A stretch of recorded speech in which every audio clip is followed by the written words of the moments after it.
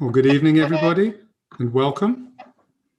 I suspect there's several folks on here, although they are invisible to me, I'm afraid. Welcome to this wonderful program. It's a program that is brought to us by the Atlantic Institute and the Istanbul Cultural Center in Atlanta, a program titled Why a Muslim Scholar Matters to the World, The Life of Fethullah Gulen, which is a book, a wonderful book, written by a scholar and a humanist and a gentleman who works for social good in the world, Dr. Jon Pahl. Dr. Pahl is the Peter, Paul, and Elizabeth Hagan Professor of History of Christianity at United Lutheran Seminary in Philadelphia, Gettysburg. He also serves as Minister of Faith Formation and Community Engagement at Union Congregational United Church of Christ in Green Bay. He's the author of 7 books, including the one I just mentioned, which we'll talk about this evening, and a book titled Empire of Sacrifice, The Religious Origins of American Violence. He has traveled the world. He's been involved with the movement we're about to talk about, notably at Oxford, Cambridge, the US at Stanford, Yale, and many other academic venues. He's spoken, and obviously he's a very distinguished man. I have a long bio in front of me, which starts to get a little tedious after a while. So John, you can feel free to skip over most of it. Yeah, yes, I'm having fun skipping over it at this point. So at this point, I would like to welcome John to this program and invite John to just say hello. Thank you, Garrett. It's wonderful to be with you. Thank you for you taking your time out of your evening for this conversation between us, and thank you for all of those who are gathered through the auspices of the Atlantic Institute as well. It's a pleasure to be with you. So the program, as we will run it this evening, is Dr. Pahl will spend a little over half the program, maybe 3/4 of the program, talking about this book. And through the book and through his researches in pulling it together, he will talk about the topic of why a Muslim scholar living in the US matters in the world today. I will engage him in some conversation as we go through that. And then after we've stepped through that section, we will open this up to questions. I believe people have access to a chat window. And if you have questions, please type them into the chat window as we go through this, and they will be collected.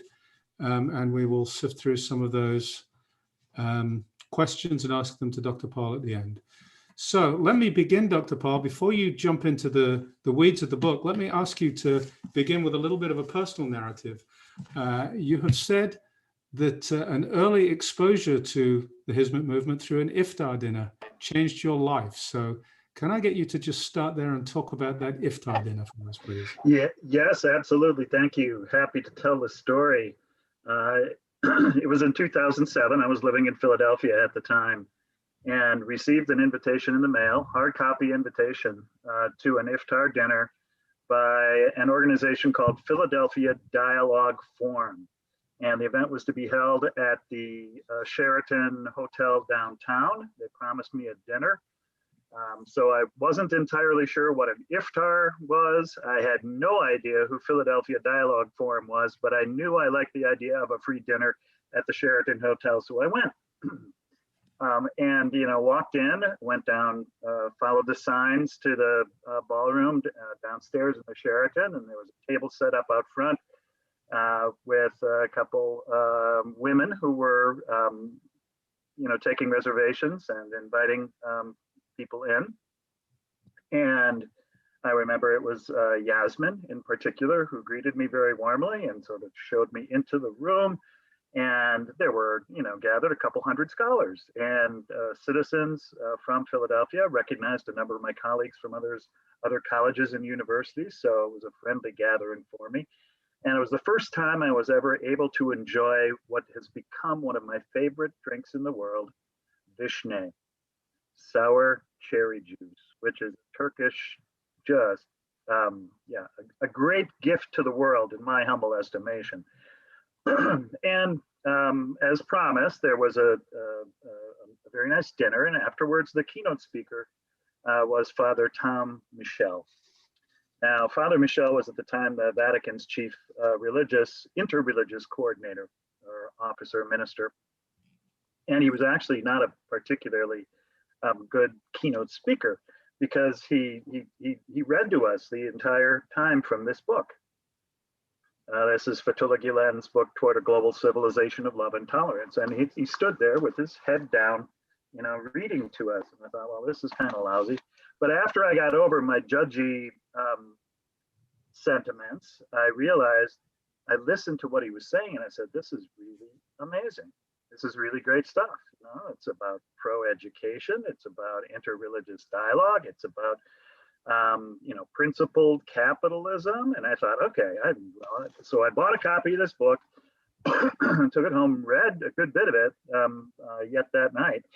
And then the next morning got up and wrote a column for the Philadelphia Inquirer about the hospitality I had experienced at this iftar dinner, breaking the fast, and contrasted that with, at the time, US policy in Iraq, in particular, the war on terror. And the Islamophobia that was so much a part of US culture at the time was published. And that was really the beginning of it, of this research project that has brought me so many incredible friends all over the globe, put me in touch with people who are deeply motivated to bring about a better world, and of course taken me to so many places around the globe that I otherwise never would have been able to visit. So it has changed my life for the better in really substantive ways, and just brought incredible joy and delight, Garrett. So thank you for asking the question. All from accepting an iftar dinner invitation. Isn't hospitality a wonderful thing? It really is. And this community, the Hizmet service community around the globe, is really expert at hospitality. And because it comes from a place of incredible sincerity too. I mean, that's the beauty of it. I know friends who every night in Ramadan host someone else to their home for a full iftar dinner. And, it's that combination of deep commitment and yet deep joy in human relationship that makes this community one that's so attractive. So I'm going to move on in a minute to talk about the foundational pillars of the Hizmet movement, and that will then step into Fethullah Gulen and the book. But before that, let's talk for a minute about your experience of the community. You've touched on it, but the brotherhood and the sisterhood and the relationships within that community. Yeah, it's been a wonderful sort of dervish-like dance, I guess I would say, what would be how I would describe it. I mean, sort of a combination of dance and prayer combined. Yes, sisters and brothers all over the globe now is my sense. Mr. Gulen talks about peace islands. That is, finding those places where there are people with whom you really share a vision for the world, with whom you share commitments, even though you may be very, very different. I mean, I'm a historian. Historians tend to be kind of splenetic types. We tend to be a little cynical. And what I found in the community is an incredible antidote to that sort of cynicism and splenetic character. And it has really given me a vision of hope for how our future could be very different based on the teachings of Mr. Gulen and the way those teachings resonate with the deep teachings of other historic traditions around the globe, including, the best of our secular traditions as well. So let's move into the teachings of Mr. Gulen, which is the topic of your book. So talk about the framework of those teachings and some of those teachings. Yeah, well, I can walk you through the chapters of the book, and we can, sort of pause after each one for a little bit of consideration of it. So chapter 1 focuses on learning, and picks up with Mr. Gulen's family of origin from northeastern Turkey, tiny little village, Korjuk, near the larger university city of Erzurum. And Mr. Gulen's father, Ramiz, was himself an imam, and his mother, interestingly, was his first Quran teacher, which is important to know because in addition to teaching him to memorize the Quran by, I want to say age 4, I mean, he'd gone all the way through it by that point. I mean, remarkably prodigious learning capacity, and many people have commented on this, that he's a speed reader, has a very accurate memory as well. But both his father and his mother were committed to his educational engagement. And his mom not only taught him Quran, but also taught the Quran to other women in the community, which was in itself an act of civil disobedience in the secular republic. It was not allowed, it wasn't kosher. And then she did it as an act of commitment to the truth, whatever the powers that be were saying at the time. His formal education, Mr. Gulen's formal education, only lasted until second grade. Public education wasn't really favored in communities like Korajuk and Alvar, where he lived afterwards. And his parents really wanted to stress his Quranic education. At age 13, they sent him to madrasa in Erzurum, and it was really there in many ways that his eyes began to open. He discovered fairly early on, and this is a quote from him, I'm paraphrasing, was that he realized that the madrasa system of education had some absences. It didn't follow what he said was a modern line of rationale. There was a lot of rhetoric that was taught, but not really even a Baconian sort of line of reasoning. And so Mr. Gulen has used a very important metaphor about learning that has been the inspiration for this global movement focused on education, building schools and at one point 130 different countries around the globe. And that metaphor is that we need to fly with two wings. In other words, the kind of education he'd received in his madrasa was very good at developing spiritual practices and focusing on theology and dialectical reasoning and so forth. But it left behind another very crucial part of being human and important part of learning, namely the natural sciences and empirical reasoning. And so for Mr. Gulen, in his teachings from very early on, from his first engagements in the 1960s, emphasized this flying with two wings, holding together both spirituality and science, right? And that was an extremely attractive teaching, especially for young people in Turkey that was riven by conflict. And I track through the chapter the emergence of the first schools, started by Mr. Gulen, and then their global spread, including in some of the most war-torn and poverty-scarred regions around the globe. So there's really been this commitment to build on this metaphor of flying with two wings and to put it into practice in real ways by building math and science academies that taught good spirituality by example more than by direct teaching. And I think that that sort of indirect method of teaching spirituality is an extremely effective one as we go forward into a more pluralistic world where we have to learn to respect the differences between each other. But so that's a little bit about the learning, and that's chapter 1 from roughly 1938, his birth, through his military training until 1966 in his first appointment as a preacher in Edirne. Oop, you're muted, Garrett. Thank you. Sorry about that. Like me, you have been fortunate enough to have been a guest in several of the schools. So talk about that experience and what that felt like going into those schools. Some of my favorite experiences in the schools were in Nigeria when I was fortunate to be able to visit there and speak to young people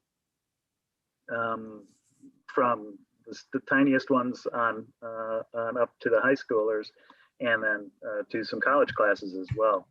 But what I enjoyed about the Nigerian experience in particular was that I was able to draw on the teachings not only of Mr. Gulen, but also Chinua Achebe, the great Nigerian novelist whose novel Things Fall Apart really stresses the value of the indigenous ways of knowing that are based on a spirituality that I think also has this metaphor of flying with two wings.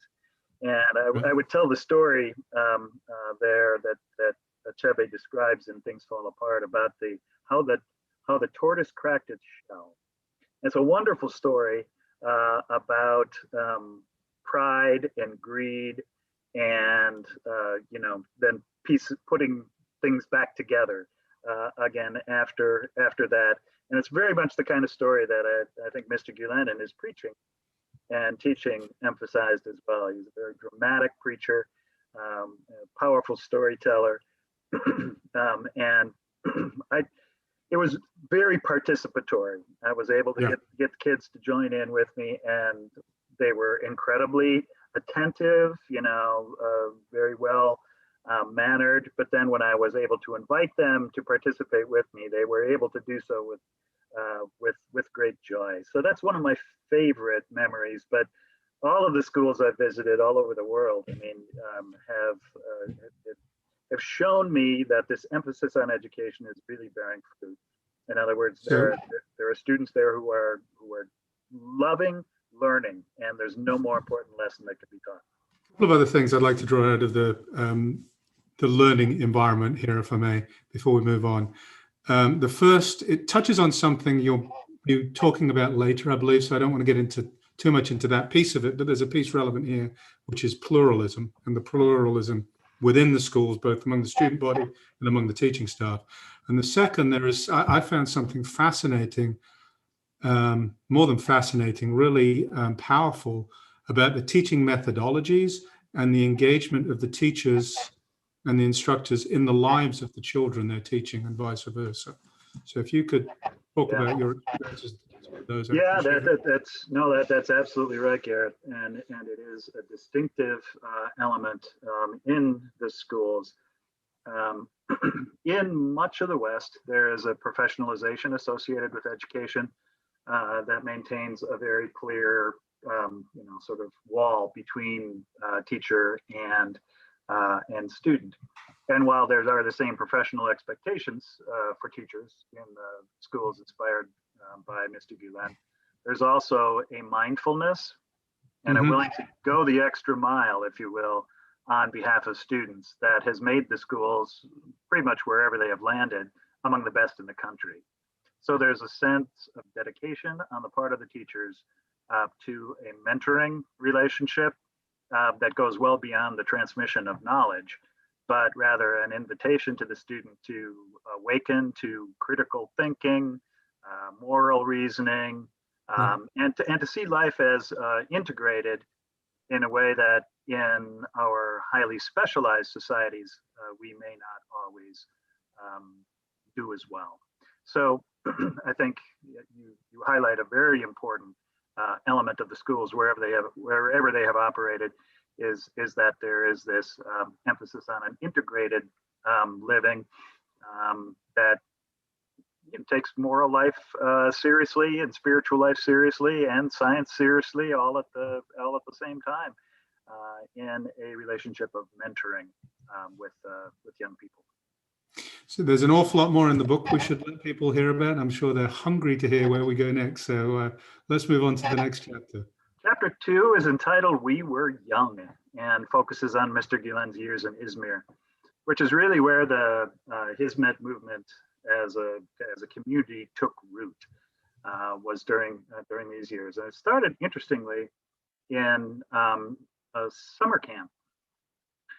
So this was not an unusual idea in the United States, YMCA, summer camps, things like that, YWCA. But Mr. Gulen started a summer camp in Buja, which is a forest area. I doubt that it's a forest anymore, but near Izmir, and gathered young people together over the course of a couple of weeks during the summer in order to both continue studying together, but also to practice the nonviolent practices at the heart of Islam and to teach about those practices as well. Turkey in the late 60s, early 70s was really riven by political conflict and political violence. It was a very rough time, as it was in many places around the globe, as student movements were underway, as the Vietnam War was escalating. And Mr. Gulen was very clear very early on that he was, number one, not political, and number two, committed to nonviolence. Now, not nonviolence as an absolute pacifism, because he understood clearly that there are situations in which you must defend yourself and you must defend your country, but nonviolence as a way of life, as a way stemming from the teachings of Islam. And one of the examples of this is, his teaching about prayer. There's an interview I have in the book with Ismail Büyükçelebi, who was at that first camp in 1966, where he talks about Mr. Gulen's teaching about how prayer is a way of life. In other words, all of one's life is to be prayer, not just this practice 5 times a day or some extra times if you're particularly devoted, but so that the sincerity, the mentality of prayer, the peace that comes through prayer, the awareness of the presence of God that comes through prayer becomes something that infuses all of life. And this kind of teaching, again, of integration, of spirituality with everyday life, was really at the heart of Mr. Gulen's teachings. And it was across the board. All 5 of the pillars of Islam were repeated themes in his teaching, from the Shahada to the fasting during Ramadan. All of this was to develop this attitude of nonviolence, this attitude of gratitude in one's heart that would then translate into everyday practices as well. So these practices of nonviolence, I call them, at the heart of Islam, at the core of his teaching, working with young people and inspiring young people to put this into practice, was extremely attractive, and Mr. Gulen's reputation spread quickly during those years, as did the first foundations get founded to start developing some of the schools and other initiatives that emerged later. So you've talked about prayer as a really important part of that practice, which it clearly is, the internal journey. Something else which I suspect will come up later is in the name of the organization that hosted you for that first memorable iftar dinner, the Philadelphia Dialogue, whatever they were. So talk about how dialogue plays a role in this nonviolence. Well, you're absolutely right. That's chapter 4. So we're getting ahead of ourselves here a little bit, but I can sort of foreshadow at least where we're going. From very early on in his teaching, he was a teacher at the mosque in Izmir. I'm blanking on the name of the mosque, unfortunately. Anyway, and so he was living in a plywood shanty that he built for himself outside the mosque. I mean, sort of an example of the modesty of his lifestyle. He's always been a very simple man, never married, and been devoted to his students too, and ways that sort of set the example for other teachers. But he also made it a point of posting the title of his sermons so that other people could see what he was going to be preaching about, which was an unusual innovation in Turkey. And he wasn't just reading the sermons that the state religious affairs office had handed to him to read. So he was doing his own thing, very much consistent with the orthodox teachings of Islam, of course, but also willing to talk with anyone. And one of the things that he started doing during these years in Izmir was he would, if the people wouldn't come to the mosque, he said, well, you have to go to the people.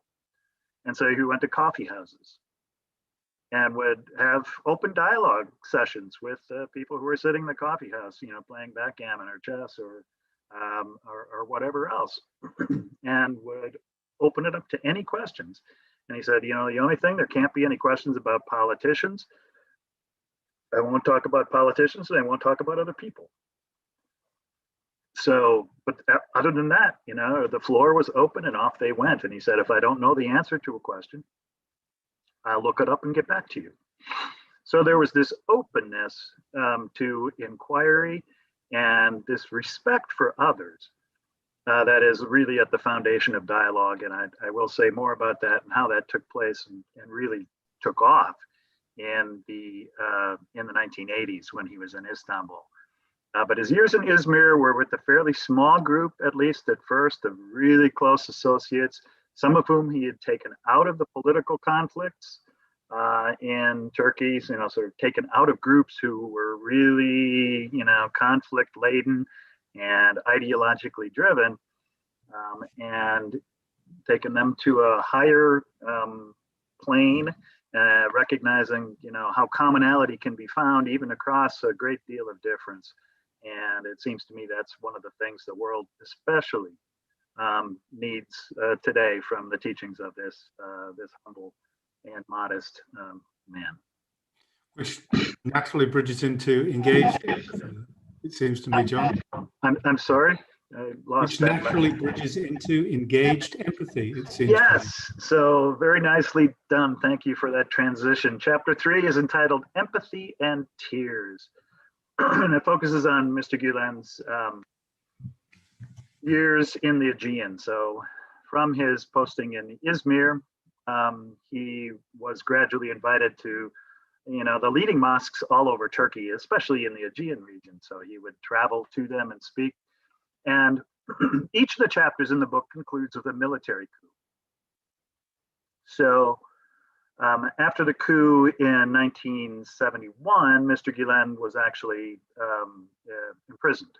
So he was put in jail because the coup went after a lot of the nationalists, in particular, so the right-wing nationalists, and they said, well, we need to get some of the Islamists as well, just to round them up in order to balance things out, the secularists thought. So he got swept up. Of course, nothing was found about any teaching that was subversive to the state or anything like that. And ironically, this actually increased Mr. Gülen's awareness, or the awareness of Mr. Gülen throughout the Aegean region and all over Turkey. And so he went kind of on preaching tours, became a traveling itinerant preacher. And one of the things Mr. Gülen was known for, he became known as the crying hoja, or the crying teacher, because he would often weep during his sermons. For a historian of religion, this is an odd sort of thing to recognize. And it was one of the early puzzles that I had as I was getting into this research. I said, what's going on here? Because not only would he cry, sob, but the entire congregation would then start sobbing with him as well. And so you ask as a historian, now this is strange, right? This is manipulation. What's happening here? What kind of enthusiasm are we dealing with? And so I started asking people about this. I said, what's going on? Why is Mr. Gülen crying in public like this? It was very distinctive. And I think it was Ezra Koshar, who she said to me, it became very clear to me soon that what Mr. Gülen was crying about was, first of all, the status of Muslims in the world. Look at our situation. We've fallen behind the rest of the world in technology and science and democracy. There's a lot to cry about.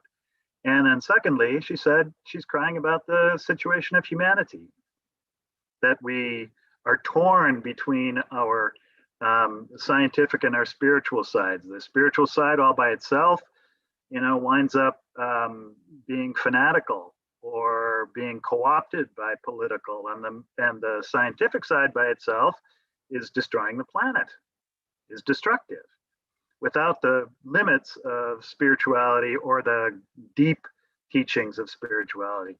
And so what Mr. Gülen was communicating through his tears, and what he was helping other people to feel, was this empathy for this unnecessary suffering of the globe.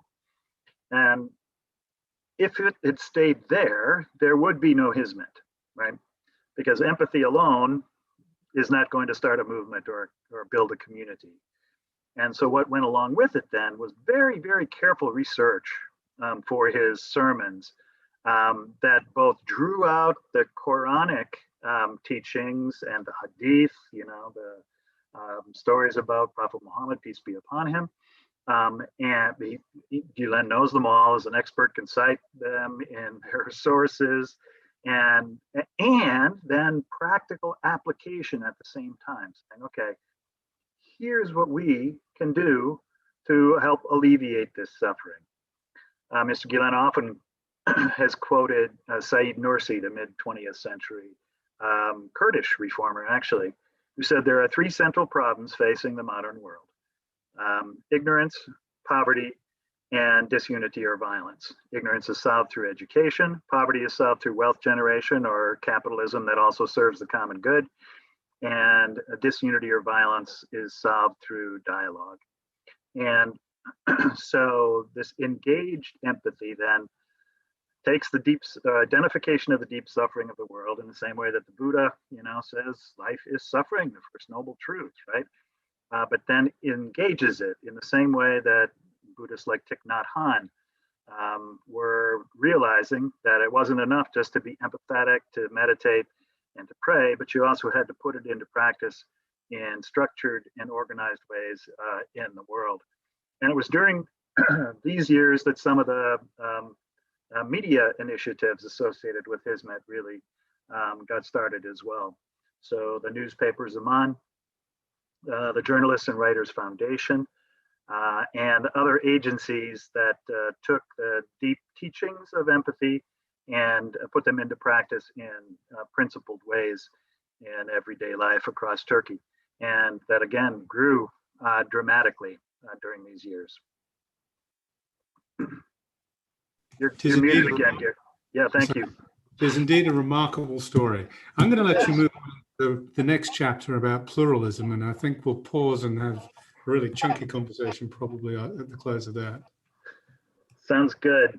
So the chapter is entitled Melancholy and Dialogue, and these are especially Mr. Gülen's years in Istanbul from 1980 to 1999, although the first 6 of these years were spent on the run. So another military coup, 1979, 1980. And once again, Mr. Gülen was indicated as a person of interest, detained briefly, and was subject to harassment by the authorities. So it was kind of a weird game of political theater. Everybody knew where he lived. He lived in an apartment on the 5th floor in Istanbul. And the police, there would be a tip that the police were coming, and so he would escape down the steps and go off to Erzurum or to Izmir or someplace in a safe house where he could be taken care of and wouldn't have to go back to prison. So there was this 6-year period where the government was really repressive, pushing down, trying to sort of quash Hizmet. And the irony again is the repression led to growth, because Gülen was out there traveling to all these different places, meeting with people and building up trust. And it's that trust that is the deepest form of social capital underneath any community, and that is the primary value that is offered. If people prove themselves trustworthy over and over and over again, good things happen.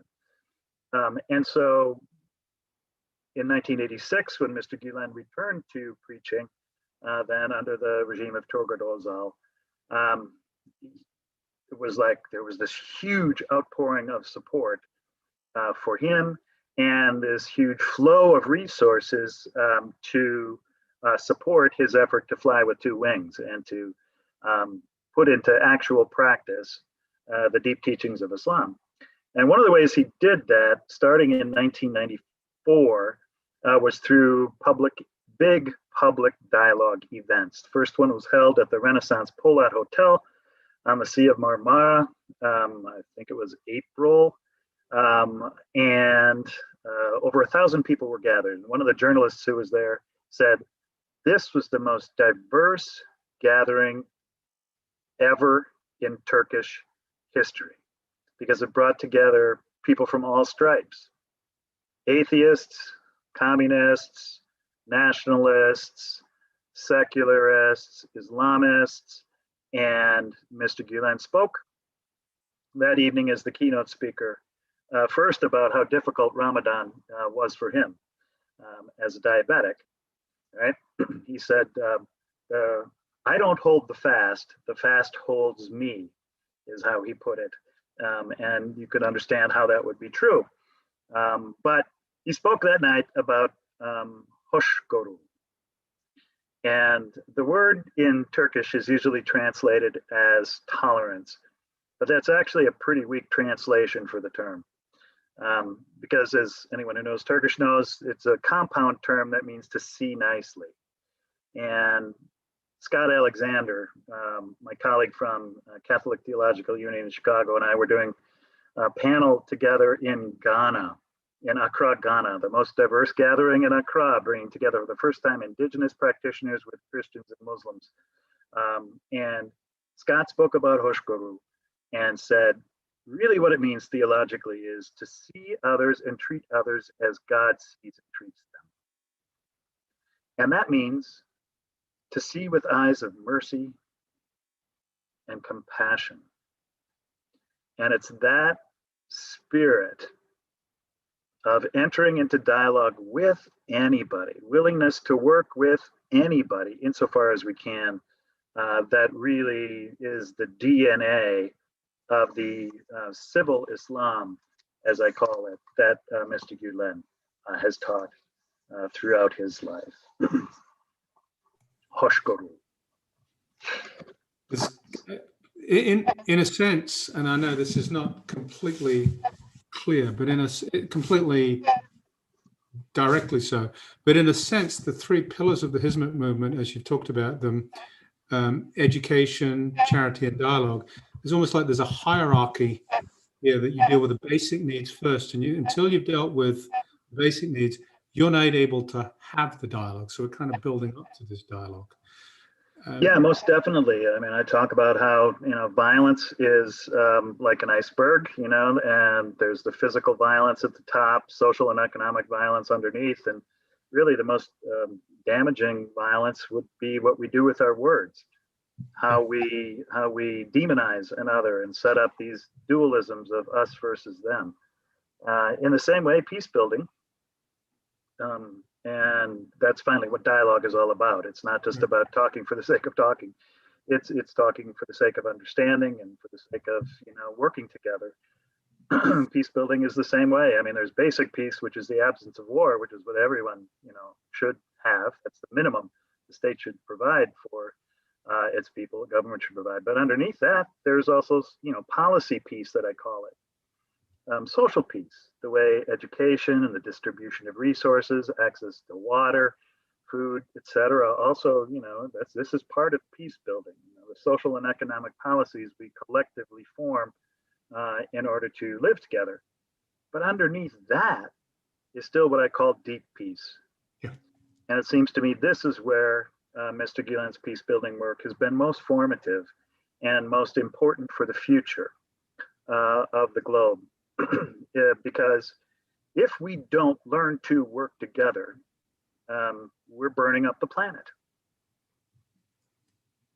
And that working together depends on building some pretty durable trust and then putting in the mechanisms in place in order to verify that trust. Mr. Gülen is a very pragmatic pluralist, principled pluralist.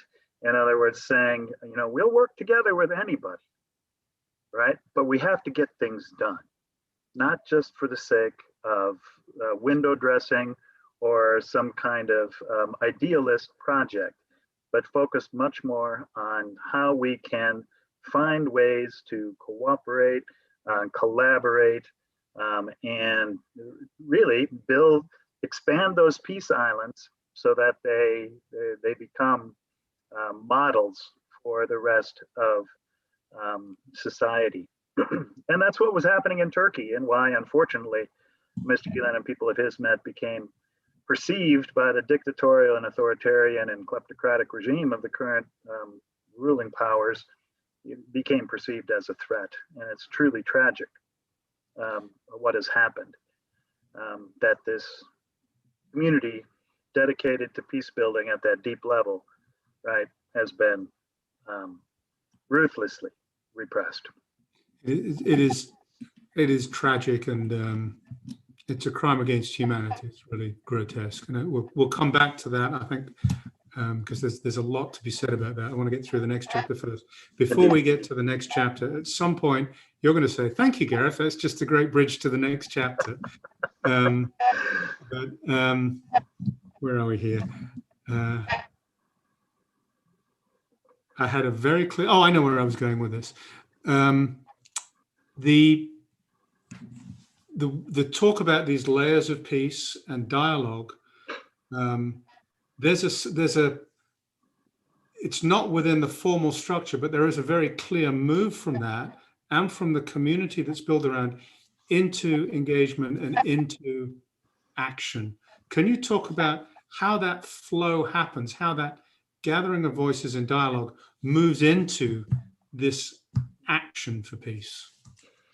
Yeah, and that is, Garrett, actually a really great transition to chapter 5. That just says you structured the book really well, Jon. That's what that means. It's fascinating to me, actually, to realize, sort of how this dynamic has played itself out, and how this movement built around small groups, suckbet, these small group discussions and reading circles has now spread, around the globe to this, educational and dialogue, think tank, media enterprise, really. I mean, Zaman was until it was shut down by the Turkish government, the leading circulation newspaper in Turkey, and that's within 20 years or so of growth.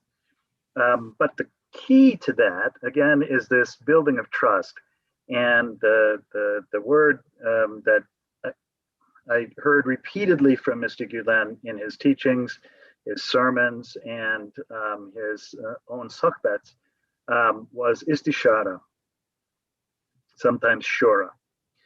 And best way to translate it would be as, advice seeking or mutual consultation. And so the idea is, and Mr. Gülen says, istishara is as important as a sign of an authentic Muslim community as prayer. So, just crucial. And the idea is every voice matters.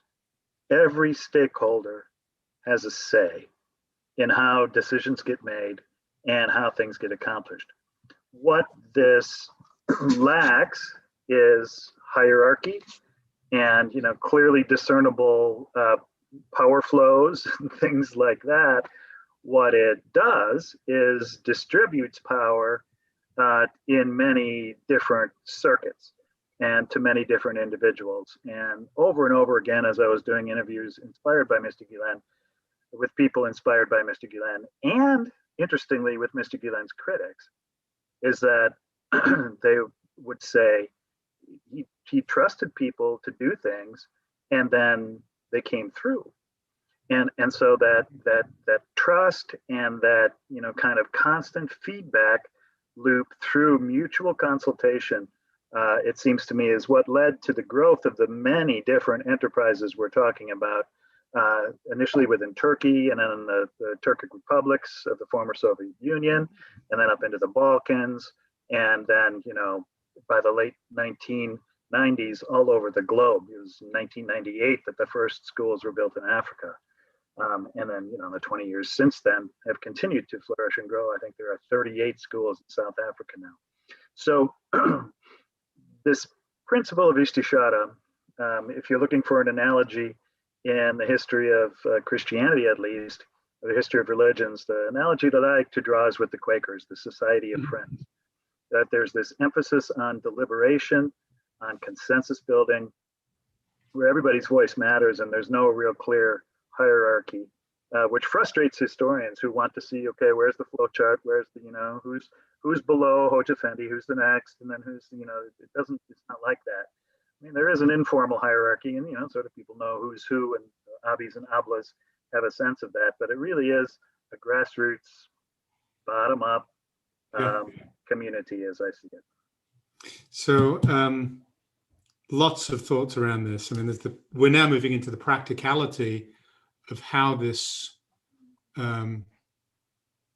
worldview, how this way of being moves into action in the world.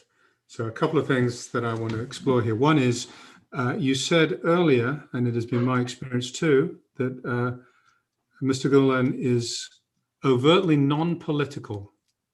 Talk about that statement and how that fits into this whole structure. Yeah, it's been very important for him throughout his life to stay out of politics. And by that means he's never endorsed a candidate, he's never endorsed a party, he's never told people you should vote for X, Y, or Z. Now, given that, because of the power that accumulated in the businesses and in the schools and in the think tanks and in the media enterprises, a lot of power was associated with those. So his life became politicized for him, is how I put it. But to understand him politically is to misunderstand him or to misrepresent him. Mm-hmm. And it's the misrepresentation and the slanders that, of course, have escalated since 2012, 2013, to the level where there has been this true series of human rights violations coming out of Turkey. That is, again, tragic, both in the consequences for individual lives, tragic for Turkey, tragic for the relations between Turkey and the EU, tragic for relations between Turkey and the United States. So it's truly unfortunate that this politicization of this man's life and teachings has been allowed to serve as an obstacle impeding Hizmet. Because, you know, one of the things that has frequently been attributed to Gülen is that he was, you know, this leader of a deep state, right? And, you know, the people inspired by him were infiltrating the Turkish government. Well, there were some people who served in the government. There were judges, there were police, etc. Sure, people in the military, all of that. But they were also infiltrating education, media, baklava baking, tile laying. I mean, you know, they were going where jobs were, and they were doing them with excellence and with diligence. And that's now just been wiped out or completely pushed underground. So that move from, you know, theory to action was always through individuals from the ground up. And at one level, that's what made the movement, you know, susceptible to this kind of repression too, is that there wasn't any, you know, institutional hierarchy to defend against accusations like this. And so when the government came in and cracked down and began this campaign of, you know, seizure of assets and closing down institutions, there was no recourse really. And for principled reasons, Mr. Gülen said, you know, okay, take them. Yeah. So, right? So let's talk about this non-political side of the movement going forward in today's world. There's also, I believe there's a theme in the Talmud, the Jewish rabbinic texts, which fundamentally says the same thing, that, you know, that thou shalt not get involved in politics. Gülen, he's got, go ahead. Go ahead. So you go ahead and quote Mr. Gulen. Yeah. I mean, I think he's quoting Nursi here, actually. Nursi, who said, you know, I take refuge in God from Satan and politics. Yeah, so, there you go. So we've got this theme, and I think we can see it in like the Gandhis of the world and so forth. They're overtly not engaged in active politics, but given the impact on the movement and the politicization against its will of the movement, how does that theme and how does that posture play out going forward? Well, it's likely to play out differently in different contexts around the globe, right? And one of the things I think Europe is discovering is that as people inspired by Gulen take root in their communities. They're doing extraordinary, amazing things. I'll be on a talk April 6th with the Norwegians, for instance, to discuss, Hizmet around the globe. Because people of Hizmet are committed to democracy, to, the same spirit of Istishara, mutual consultation coming out of Islam that's compatible with, democratic participation. And so robust democracies, I think, will welcome Hizmet, and Hizmet is likely to flourish in those contexts. In authoritarian regimes, and this is another, part of the reason Hizmet and Mr. Gulen's teachings really matters to the world, is that in authoritarian regimes, Hizmet and people inspired by Gulen can be a leaven to begin to transform the societies and to show that there is a better way, and then there is a different kind of power that can be operative. Again, not necessarily through overt political action, because that'll always be kind of a hedge, right? We don't want to be mistaken for political Islamists, but instead as private citizens who have a voice, who have reason, and who are committed to, seeing our spiritual ideals realized in real time, people of Hizmet can serve as a leaven to resist. That's probably too strong a word. Most people wouldn't agree with that, but to transform unhealthy structures into healthier structures. And, God willing, even someday in the Republic of Turkey. Another theme that resonates with all of this is the deep theme, which you've talked about, of forgiveness. So when, all the horrible things happened, violation of human rights throughout the whole of this recent history in Turkey, Mr. Gulen was, very, this is not as, God will judge, we won't judge, etc. Yeah, I know. It's talk about the role. Go ahead. It is remarkable to me, that the handless to those who hit us, tongueless to those who lie about us, right? And that commitment to forgiving anything that's forgivable, and really being willing to, again, see the other as God sees them, with hope, with mercy, with compassion, with love. Gulen says, very first lines of his the book Toward a Global Civilization of Love and Tolerance, and I'm guessing I heard Father Tom Michel read these lines to us in that first iftar dinner. Love is the most essential element of every being. Love is the most radiant light, able to resist and overcome all else. Love is the greatest power, right?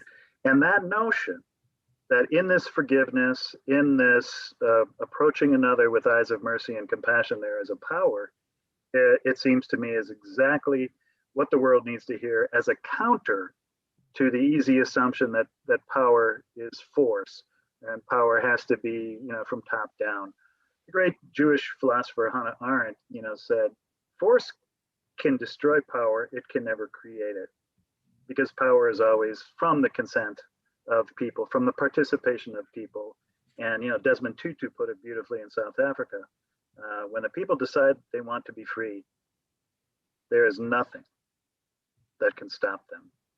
And so it's my prayer and hope that as Hizmet globalizes, more of that understanding of power, which I think is the understanding of power at the heart of Islam as well, and at the heart of our historic traditions.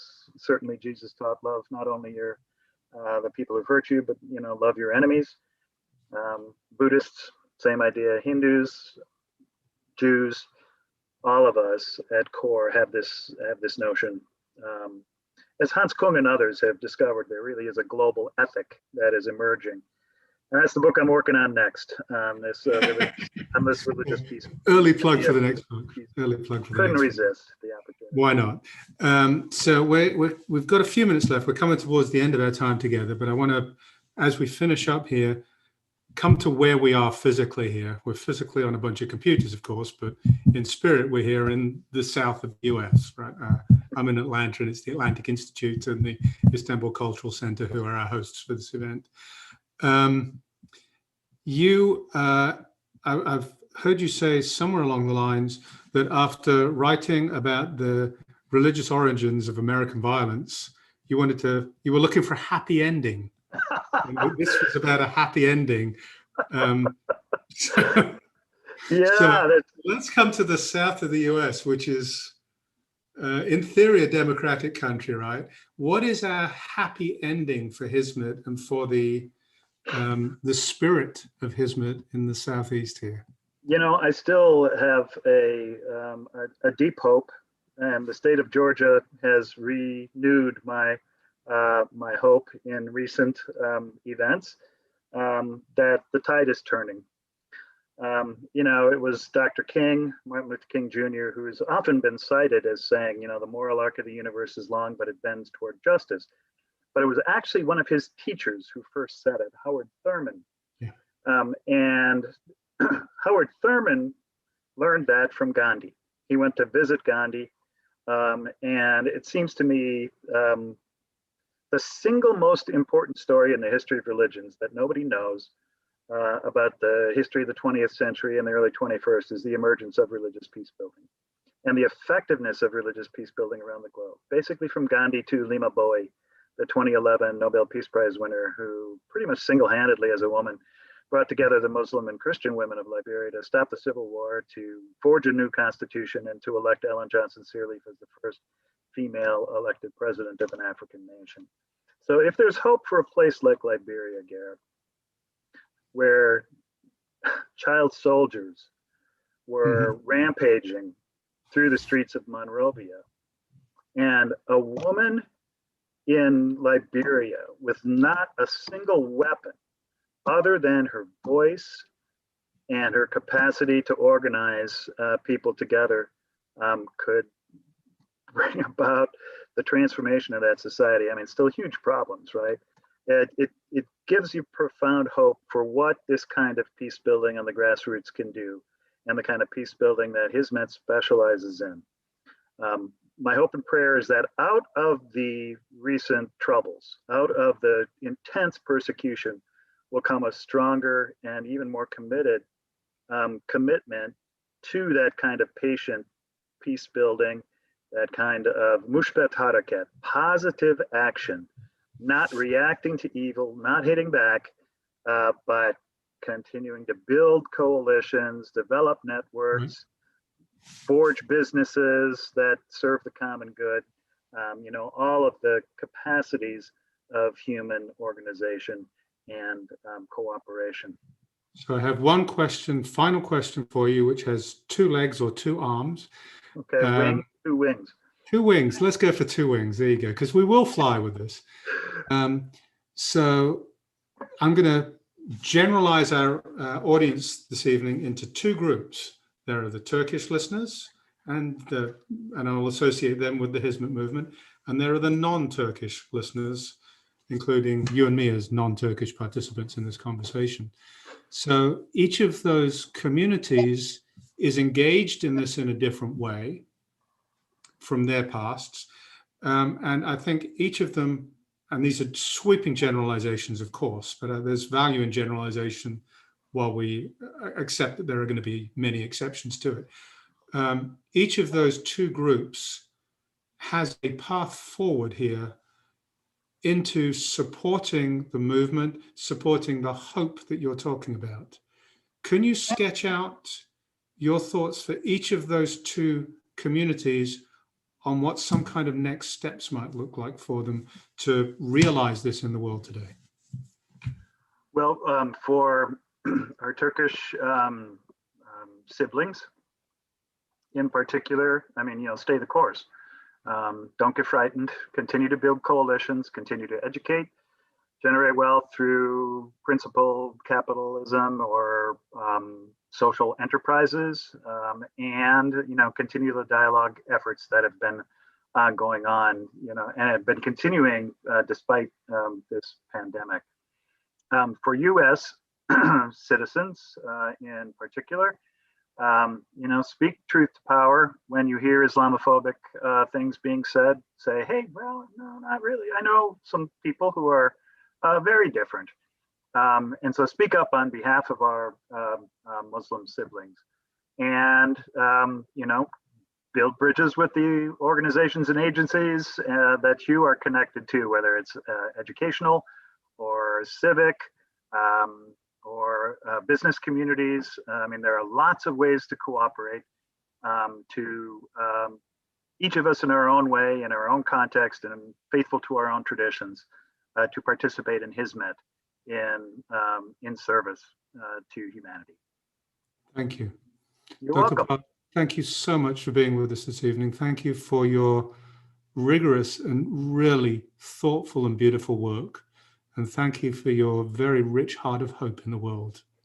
Thank you, Garrett. And good night, friends. Peace be with you. Thank you, everybody, for being with us this evening.